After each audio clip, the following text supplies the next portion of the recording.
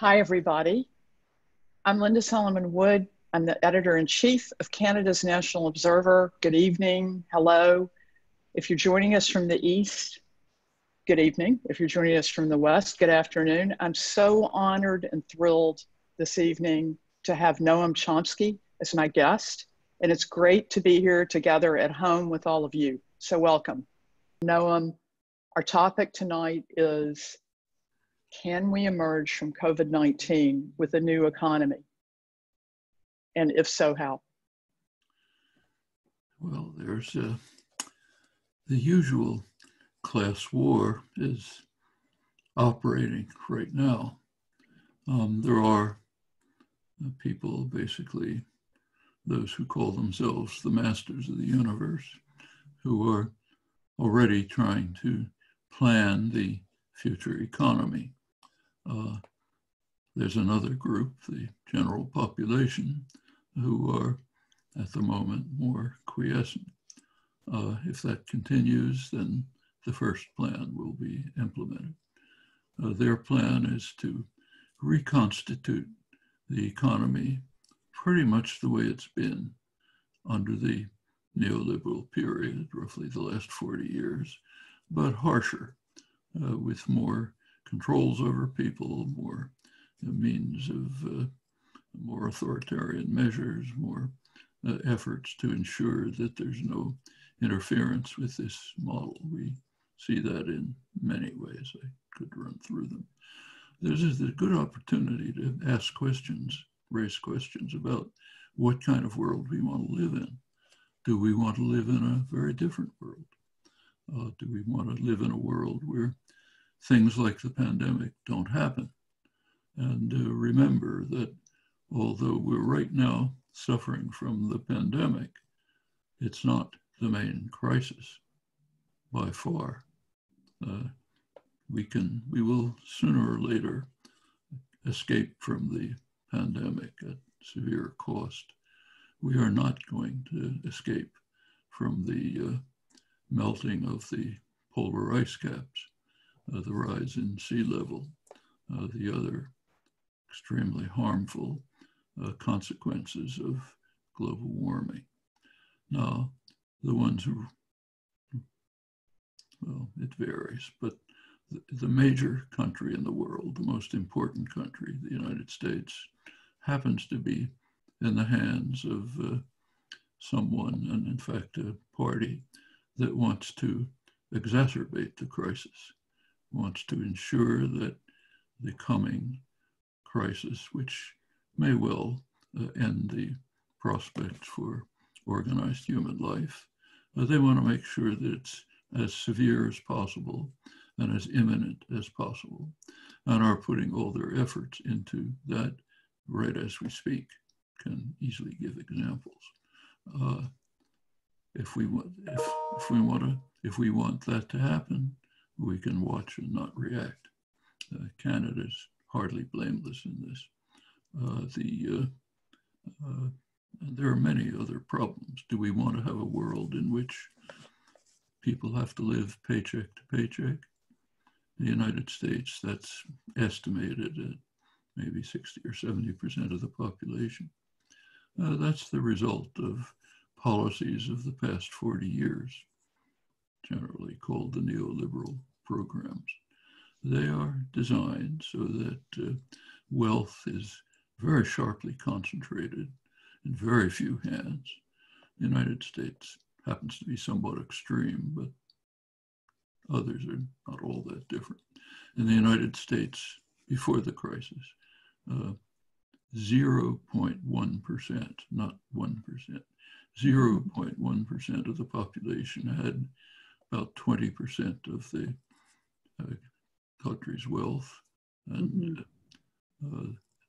about 50% have negative net worth, liabilities greater than assets, and can barely get by if anything goes wrong. That's not a necessity. Those are specific policies, and those policies can be changed. In fact, it's not utopian to think that we could go back to a period before Reagan, Thatcher, and the rest, in which they were different and you had different consequences. So, for example, if you look at, I don't know how much detail you want, but yes, we can make a very different world. We can start doing it right now. So, for example, there's a stimulus program in that the Republican Congress has passed. So take a look at it. For example, let's take something that happened this morning. Okay, it gives you a good example. The Senate Majority Leader, Mitch McConnell, who's really the guiding hand, he's the thinker in the administration, the real evil genius, came out and said that the stimulus program cannot give money to states, as he put it, the blue states. It's not going to be a blue state bailout, no money for places like New York that vote Democratic. And the reason he said is that we're not going to, the future generations don't have to pay for the mistakes that these states have made in the past. The mistakes are that they granted pension plans for police and firefighters and teachers and others. And if they want to waste their money that way, we're not going to pay for it. Now, let's look 1 inch away at the stimulus plan. Who are we giving money to? Enterprises like, say, the airline industries, which have spent the last year gorging themselves on super profits and using it not to benefit consumers, not to build up the industry, but on stock buybacks to raise profits for investors and crucially for managers and CEOs. How much did they spend that way? About $45 billion. What are they getting in the stimulus? $50 billion. So in other words, if the rich and powerful in the corporate sector want to misspend their money by enriching themselves, we'll pay them off. But if states misspend their money by giving pensions to working people, tough luck, we're not going to give it to you. That's the mentality of the administration. It's a level of sadism that is hard to describe, although it has a very clear class basis. You can see it very clearly.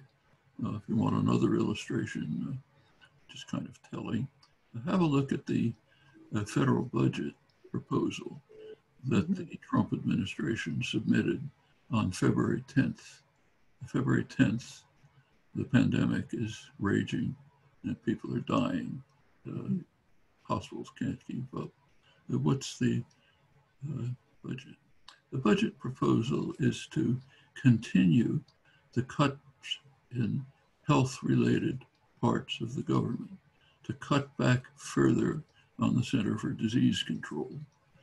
Trump, throughout his term, has been regularly cutting it back. And in the midst of the pandemic, let's cut back more, but not cut back everything. Let's increase the subsidies to fossil fuel industries. What are fossil fuel industries doing? Undermining the prospect for organized human life. And of course, let's have more funding for the bloated military, which outweighs most of the world. And of course, for his famous wall to keep those rapists and murderers from coming across the border near where I live and murdering all white.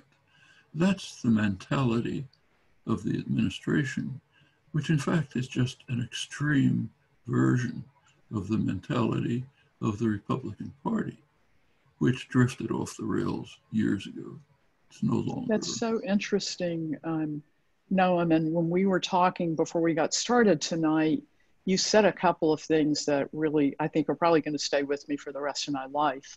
You said that, I was asking you about a tweet that I had, or a headline I had seen where you said, I believe you said something like, voting for Trump would be worse than voting for Hitler, or worse than voting for Hitler. And you just said back to me, that Trump is maximum, what did you say, maximum sadism, like worse than, you said he was worse than Hitler. Oh, I think it's obvious. I've been saying it for years. It's now become utterly transparent. Let's take a look. Hitler was maybe the worst criminal in human history. He wanted to murder 6 million Jews, murdered my extended family, 30 million Slavs, all the Roma, homosexuals, others. That's pretty evil. But what does Trump want to do? He wants to destroy the prospect for organized human life. All, okay? And in the near future. That's what it means to maximize the use of fossil fuels, to cut back on all regulations that might diminish, restrict the danger. In fact, let's take a look at the documentary record. Probably the worst document that we know of from the Nazi era is the declaration in 1942, where they basically decided to kill all the Jews and conquer Eurasia and so on. Well, let's take the Trump administration. Okay, the most interesting document that's appeared there, which barely was mentioned in the press, was about 2 years ago, a document produced by the National Transportation Agency, which was a long, I think, several hundred-page assessment of the environmental situation. And they concluded that by the end of the century, global warming will reach 4 degrees Celsius higher than pre-industrial levels. Now, that's taken to be catastrophic by just about every analyst. And they drew a conclusion from it. The conclusion was we should stop adding emissions controls. Okay, we should have no emissions controls on automobiles. And the logic is sort of clear. We're going off the cliff anyway, so why not have fun and make profit? Okay. Right. How does that compare with the Wannsee Declaration of 1942? Okay, you decide, not up to me. Okay, and we see this in every action. So it's not just global warming, but let's kill more Americans. So, for example, right in the middle of this crisis, the Environment Protection Agency, which is now a subsidiary of the corporate world, it used to be functioning, but the scientists have been thrown out and silenced and so on. So they decided to eliminate essentially controls on emissions from coal plants and others that send mercury into the waterways, pollute them, kill lots of children, and so on. So let's extend that. Why? We'll put some more dollars in our pocket. Okay, that's the deregulation. It goes on and on. They just cut back the Obama administration efforts to place limits on emissions. Although that's just harming people in the United States. You destroy sorry to interrupt, but you are one of the world's most renowned and most respected social critics. I wonder, like, what advice you would have for, we're now up to 650 people on this call, like, what advice do you have for us and for all of us of how to push back against the kinds of things you're describing? Can do it. Done hard. Popular movements have done harder things in the past. First Popular of all, movements. Popular movements, activist movements, the civil rights movement, the abolitionist movement, the women's movement, the anti-war movement, changed the countries enormously. We're not the same as we were even 50 years ago. It's much more civilized societies. Okay, we can do this too. So take the fossil fuel industry.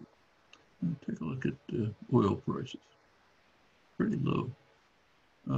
The major United States, Canada, others could simply socialize the industries, buy them up, not that expensive, and put them out of business.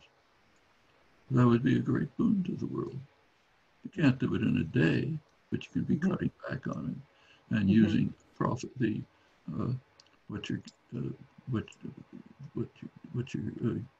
the resources you have to replace it by sustainable energy.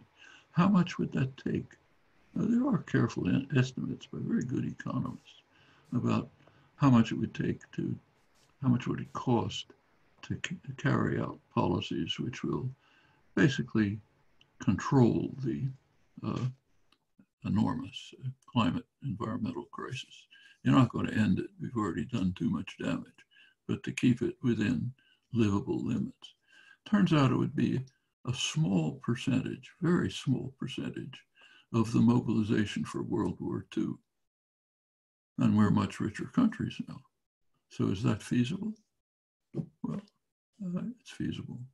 In fact, and this is only one of the major problems we face.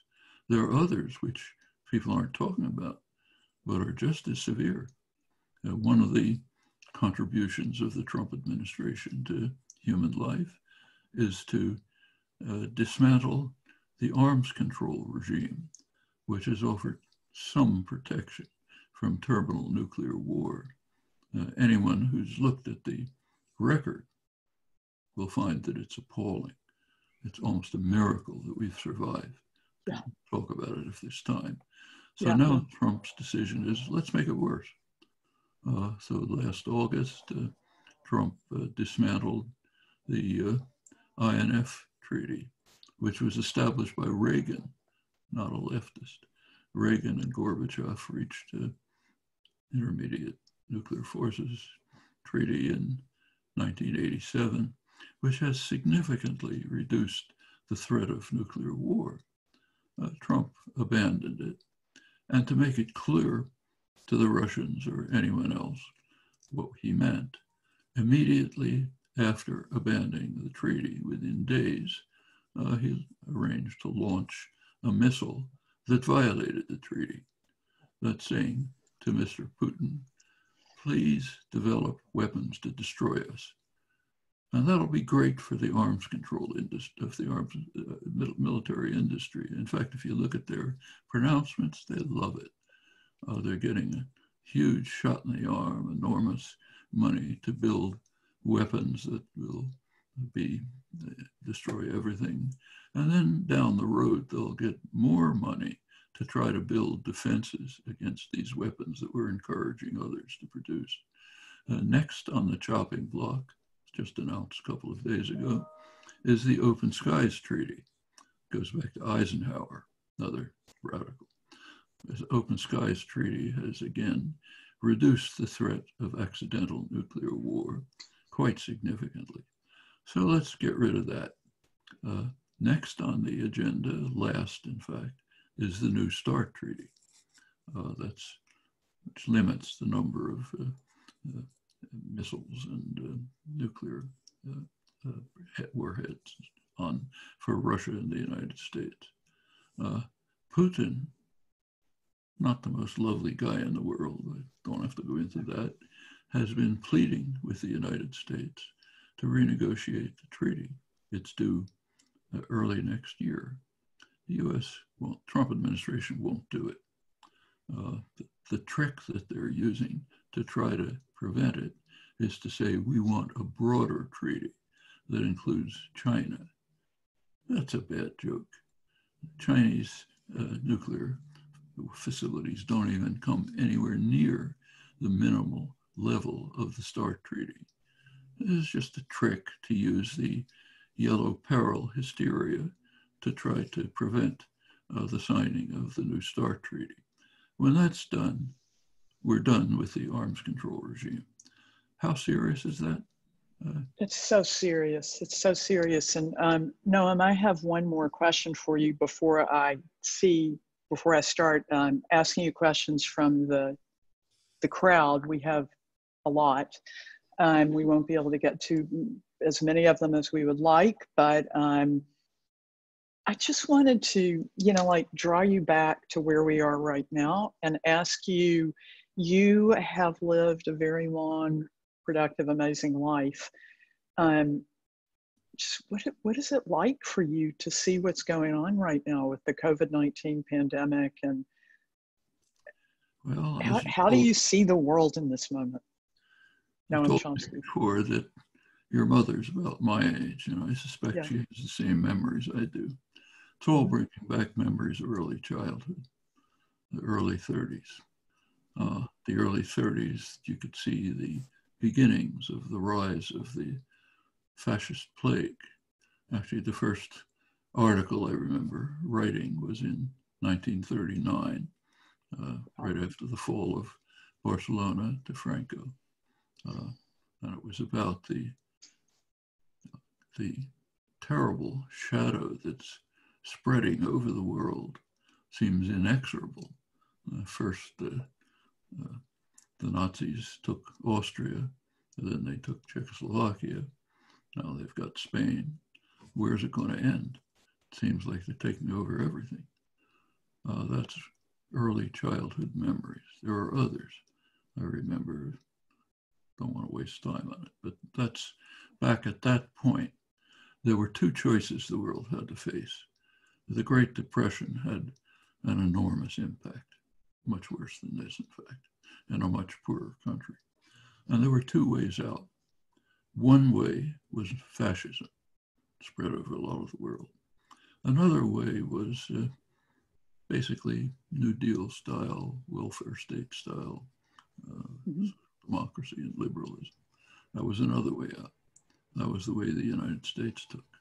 Overcame depression, established a version of regimented capitalism, which was extremely beneficial to people.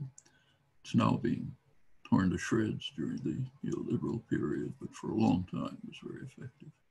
Those are the two ways out. We're in the same situation. Not exactly, won't be the same things, but we can either choose to make the world harsher, more brutal, to march on to short-range destruction, or we can overcome these problems by means that are readily available. Like, as I said, small percentage of the funding for the Second World War mobilization, a small percentage of that would be sufficient to get the environmental crisis under control, to ensure that human life and many other species can survive. Nuclear weapons, straightforward. No reason for them to exist. They can be cut back, sharply cut back, in fact, eliminated. Okay, and we could go on with other crises.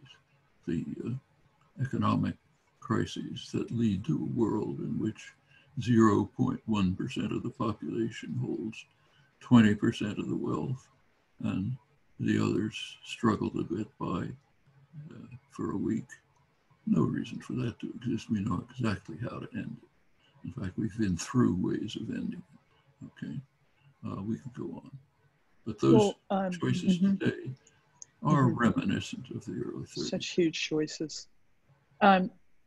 Noam, I have so many questions, and I see that the one that's been voted up to the top of the list is from Robert Hackett, and I just want to tell everybody, even though it's gotten so many votes up, I'm going to go to the second question because I feel it's such a good follow-up to what we've been talking about already, and then I'm going to get to Bob's question. This is from James Doyle. He says, I'm 14 years old. What do I do to take back my future? Well, that's a very good question. And there's a very good answer to it. Take a look at who's on the front line to try to prevent the world from being destroyed by the Trump types. Young people. Take a look at the climate strike last October, who, very significant series of events. Who was out there on the front lines? Young people. Take one of the most dramatic events in my lifetime, which I think ought to be played in every classroom all over the world. The meeting of the Davos conference in January. The Davos conference are the ones who in fact call themselves the masters of the universe. CEOs of major corporations, big news media executives, commentators. They get together once a year in Davos to Switzerland, go swimming, tell each other how wonderful they are, and so on. The meeting opened with two talks, one after the other. One was by Donald Trump. The people at Davos don't like him too much. He's too vulgar for them. He disrupts their image of humanism. But they applauded him lustily because there's one thing he knows that they understand: how to pour money into the pockets of the very rich and the corporate sector. So he got enormous applause. It was a crazy rant, if you look at it. He was followed by a young girl, Greta Thunberg, 17-year-old girl, who gave a quiet, factual speech, accurate, careful, describing the imminent crisis, eloquent, and she ended quietly saying, "You, the people out there, are destroying our hope for any life." She got quiet clapping, pat on the head, nice little girl, go back to school. That's the answer to your question. It's the Greta Thunbergs and the 14-year-olds whose world is being destroyed, and they're on the front line of trying to save it. And the older generation is betraying them, and they should continue to work energetically to make this clear. I stress again that the videotape of that opening of the meeting is a real classic. Tells you a lot about the world and about ourselves. Okay, thank you so much, Noam. This question is from Robert Hackett, who writes for National Observer. Greetings, Noam. When I interviewed you for your National Observer article last year, you presciently said that both pandemics and climate change constituted threats to organized human society. But you also said that mass social movements could demand and mitigate climate change. Do you feel that the pandemic makes either of these outcomes, extinction or rebellion, more likely? What can we learn from the pandemic about organizing for a more climate-friendly economy? That's very important. What we're seeing is many things. On the one extreme, we're seeing the Trump administration trying to increase the severity of the pandemic. I didn't talk about it much, but we could. On the other hand, we see really heroic people, the doctors and nurses on the front line. What they're doing is indescribable. They're trying to protect people, help people survive under hideous conditions without protective gear. Because the governments haven't given it to them, they've preferred to waste their money elsewhere. But they're on the front lines constantly, all over the world. China, United States, Canada, everywhere. That's an indication of the magnificence of the human spirit. It's a model for what can be done. And there's much more. Around much of the world, including the United States, mutual self-help groups are organizing spontaneously, communities in which people just get together to try to help those in need. They give food to elderly people who are secluded, help people who are in trouble, get them to the hospital, and so on. This is happening everywhere, sometimes in almost spectacular ways. The most extreme that I know happens to be in Brazil. The favelas in Rio, the slums, are miserable, hopeless places. You can't ask people to wash frequently because they don't have water. You can't sequester because they're all packed into a small room. The government won't help them. They're like the United States. no, we don't help you, it's not our business. But there is a group that's organizing to provide some help for them. You know who it is?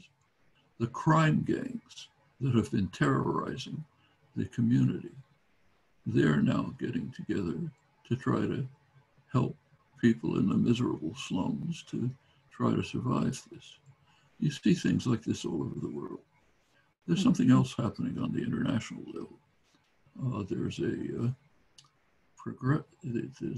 progressive international is being formed. That's the name. It's to have its first meeting in November. It was initiated by Bernie Sanders in the United States and Yanis Varoufakis, wonderful economist, former Greek Treasury Secretary in Europe. He's the founder of the organization, the M25, a Europe-wide organization which is working to try to salvage what makes sense in the European Union and to overcome its deep flaws. So they're calling for a meeting of the Progressive International, which will bring together activist groups around the world. Also, crucially, bring in the global South, those who will suffer the worst from this pandemic. And what they're doing is hoping to counter something that's developing before our eyes and isn't discussed very much. A reactionary international, an international of the most cruel and harsh reactionary states, organized from the White House, which is heading it, including Bolsonaro in Brazil, who's, I don't know if to describe him, he's even worse than Trump, doesn't do as much damage because it's not that powerful a country. He's in fact helping to destroy the world by wiping out the Amazon, which will have an overwhelming effect and horrible people effect within the country. It's all flu. It's not. Don't worry. Go out and go to your restaurant and so on. So he's part of it. Moving to the Middle East, the al-Sisi dictatorship in Egypt, the worst dictatorship in Egypt's history, the family dictatorships of the Gulf states, brutal, harsh dictatorships. Israel, which has moved so far to the right that you can't see it anymore, is right in the center. Moving further, Modi's India. Modi is working to destroy, demolish Indian secular democracy, institute a right-wing Hindu nationalist virtual dictatorship, crush Kashmir. In Europe, bring in Orban's Hungary, turning Hungary from wiping out Hungarian democracy, turning it to a dictatorship. Salvini in Italy, who gets his kicks out of making sure that ships, barges, little brutes sink in the Mediterranean, killing people fleeing from Africa in desperation. Other characters like that around the world. So forge that into an international. It's happening right now. It's the main geostrategic program of the Trump administration. So let's counter that with a progressive international. Well, can that be done? If you look at the level of states, it seems totally out of balance. You look at the level of people, that's not true. Most people in the world want what the progressive international stands for. So the question, and the answer to your question is, can they be mobilized to take over? I should say that the people who own the world are worried about it. Go back to that Davos conference I mentioned. It was very interesting. Usually every year it's just self-congratulation. This year the mood was different. The top people there recognized that the peasants are coming with the pitchforks. Now we better do something about it. So the mood of the conference was, let's apologize for what we've been doing for the last years. Yes, we did bad things, we harmed people, but we now understand. So we're now going to be the gentler, more humane. We're going to be concerned not just with stockholders and executives, but with communities and the workforce. We're really nice guys, and trust your future to us. We'll take care of you. That was the mood at Davos. And they didn't bother telling us that we've heard this tune before. So in the 1950s, the tune was, from now on, corporations are going to be what was called soulful corporations, overflowing with human sentiments, wonderful, lovely benefactors of the human species, soulful corporations. Well, we've seen 60 years to discover how soulful they are. But the point is they're running scared. They see what's happening. The peasants are coming with the pitchforks. And so interesting. I just wanted to let you know that we have a lot more questions. Dave Cuddy is asking, can you discuss any threats of BlackRock, the Wall Street investment firm that claims to be going green, yet is invested heavily into fossil fuels, manages trillions of the global economy? How concerned should we be that the Bank of Canada very recently appointed BlackRock as its advisor for a new quantitative easing program for corporations? How important is it to lobby the Canadian government to cut its ties with BlackRock? Well, that's part of the creating the image of soulful corporations. They're not doing it out of love for the human race. They're doing it because they're being pressed to do it. They're under pressure to do it. Recently, there was a memo from JP Morgan Chase, biggest American bank, saying we're under reputational pressure. What does that mean? It means people are banging at our doors and telling us they don't like what we do. So we probably better cut back on the funding for fossil fuels. Okay, yeah, you can put one of the ways to, short of dismantling these institutions, which in my view should be done, but much short of that, lots of pressure can be put on them to turn them to become soulful, at least an image, and to improve things. And we can go way beyond that. But that's what you're describing is an indication of the significance of constant popular pressures. It's had a lot of effect. To give you an example, important example in the United States, take the notion of a Green New Deal. Some version of Green New Deal is essential for survival. A couple of years ago, it was just something to be ridiculed. Can't talk about that childish nonsense. Now it's in the center of the legislative program. How did that happen? Well, a small group called Sunrise Movement, group of young activists, turn back to the first question, young activists were pressing very hard to move this to Congress. They got to the point of sitting in on congressional offices. They were noticed at that point. They were backed by some of the young congressional representatives who came into office on the Sanders movement pressure, especially Alexandria Ocasio-Cortez, a couple of others. They were joined by Ed Markey, senator from Massachusetts, who's been interested in environmental issues. Now it's on the legislative agenda. You don't laugh at it anymore. Maybe it can be pushed through. Maybe we can survive. There's case after case like that. And we're familiar with it in the past. Take a look at the United States in 1960. Okay? It was one of the freest countries in the world. It also had anti-miscegenation laws, which were so extreme that the Nazis refused to adopt them.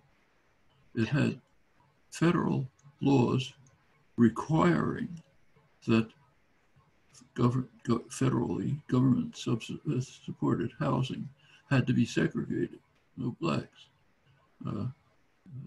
Women were still legally treated under the initial laws of the founding of the country, which they took over from Britain, in which women were technically property, not persons, handed from the father to the husband.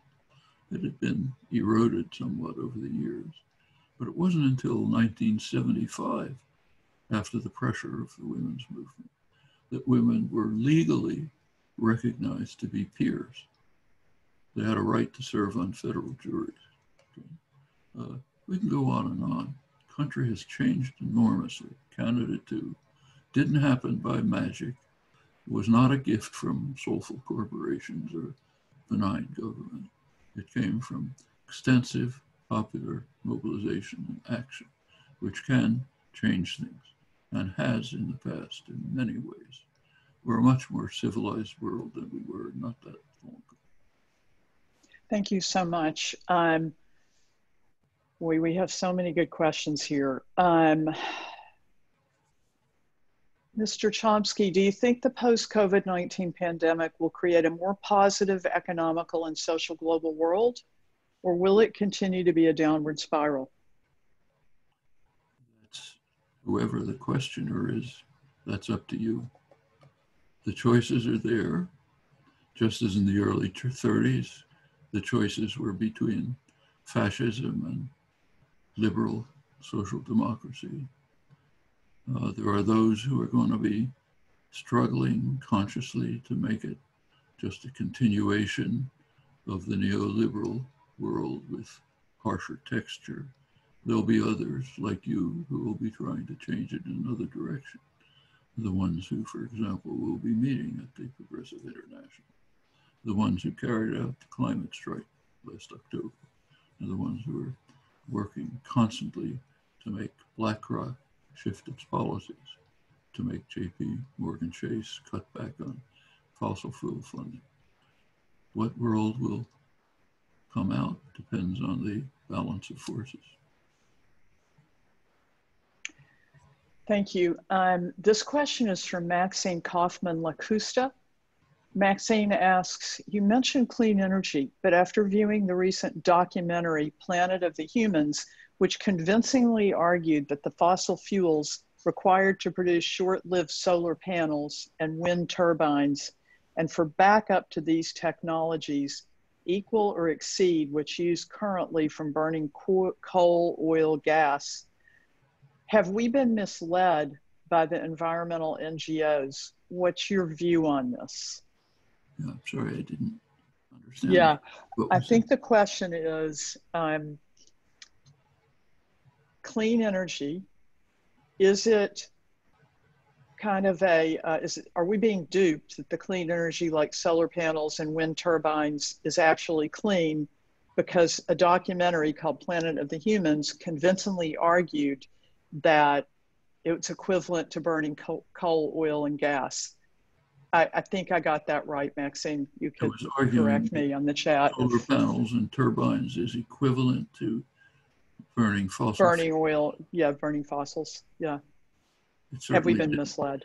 Couldn't have convincingly argued that because it's not even remotely true. I mean, there are costs to solar panels, like you have to dispose of them somewhere. You have to manufacture them, but that's not even remotely in the domain of what happens with the use of fossil fuels. I'd simply suggest to the questioners to look into the details of the matter more closely. In fact, apparently Bill McKibben wrote an article debunking that, so maybe that's something the questioner could refer to. Noam, who has written widely on what a sustainable economy would look like? Is it even possible, a sustainable economy? A lot of interesting work on this. Robert Pollin, an economist, very good economist, who happens to be a co-author of mine occasionally, has written extensively in great detail about how to develop a sustainable economy, which would also ensure that those who are losing their jobs as the fossil fuel industry goes out of existence will in fact have ways of being integrated successfully into a new economy. And he also points out that it'll be a much more livable economy. It isn't much fun to spend maybe many hours a week sitting in traffic jams. Be much easier to have, be much pleasanter life to have a decent mass transportation system. Instead of having huge electric bills, we could pay almost nothing, like I do. I have solar panels, essentially no electric bills. There are many ways to make the world much more pleasant to live in and not to be destroying it with the use of fossil fuels. Pollan has elaborated this in detail. Robert Pollin, correct? Robert Pollin, is that the author? Pollin. Okay, a lot of people are asking for the... He's the economist at the University of Massachusetts in Amherst. Great. Another one is Jeffrey Sachs, very good economist who is at Columbia, runs the Earth Sciences Institute. He's written extensively on it. Has a very long, careful article in the journal American Prospect, very good journal, a couple of months ago. It spells it out in detail, looks at the cost. Thank you. There's plenty of work on it. It's certainly within reach. Sorry. It is within reach, there's no doubt. Thank you. And this question is from Senator Rosa Galvez. She asks, what are the three most critical changes that we have to apply to hyper-capitalism to induce major shift, for example, to a circular economy or to decrease growth? And there was a follow-up to that question, so I'm just going to ask you that as well. From Annabelle White, what would the world become if the institution of global finance totally collapsed? What would it cost to do what? What would the world become? A global... If the institution of global finance totally collapsed. So there, I just gave you 4 questions, I think. I didn't hear the last words. If global what collapses? Finance, the global economy. Collapses?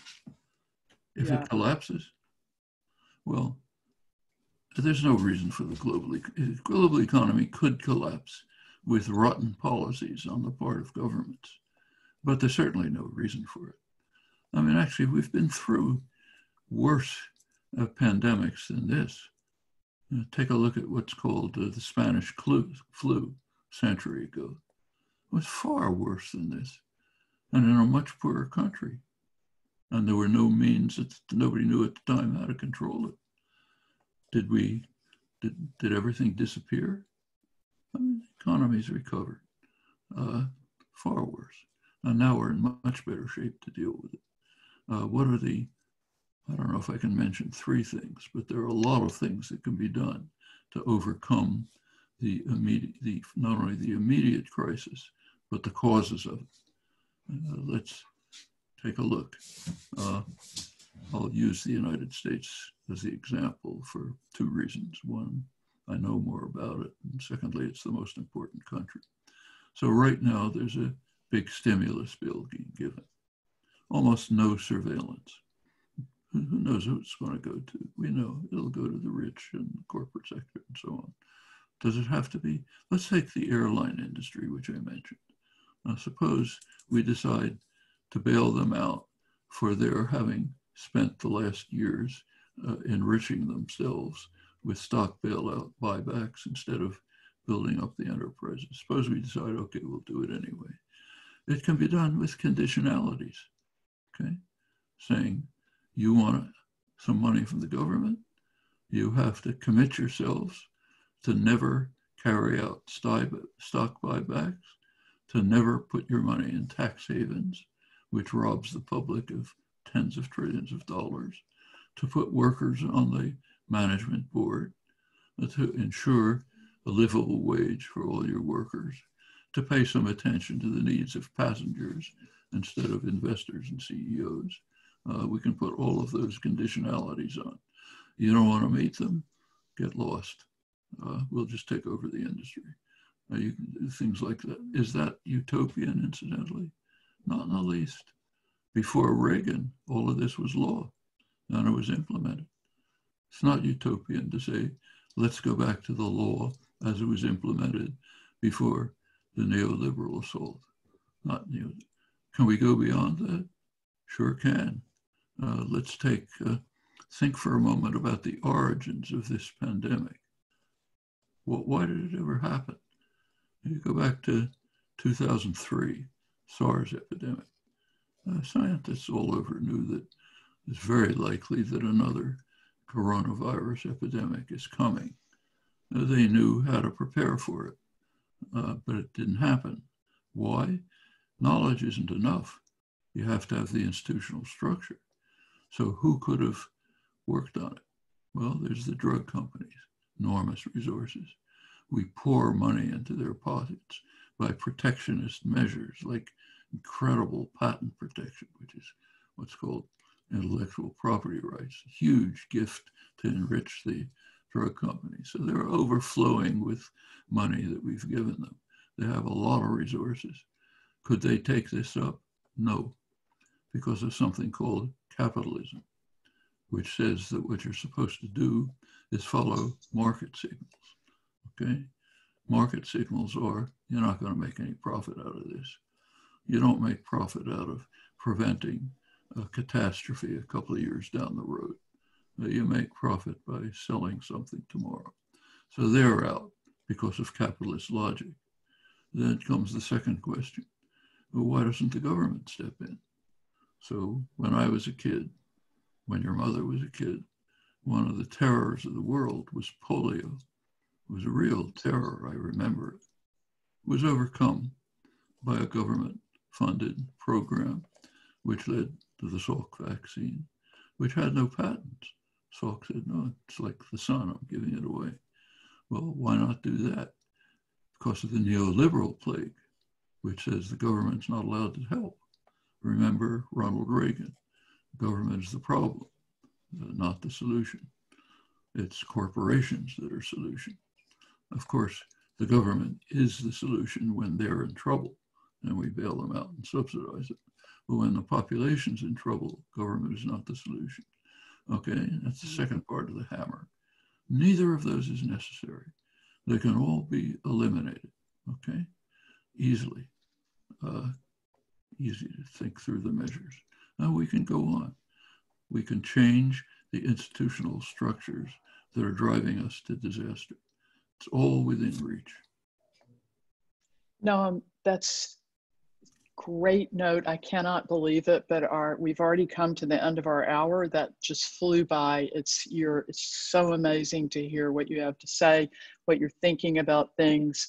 And I just want to thank you so much for your time and your expertise. And I want to thank everybody for coming tonight and today, if you're out here in the West. And stay safe, stay healthy. See you next time. Good. Very good to be with you. Thank you.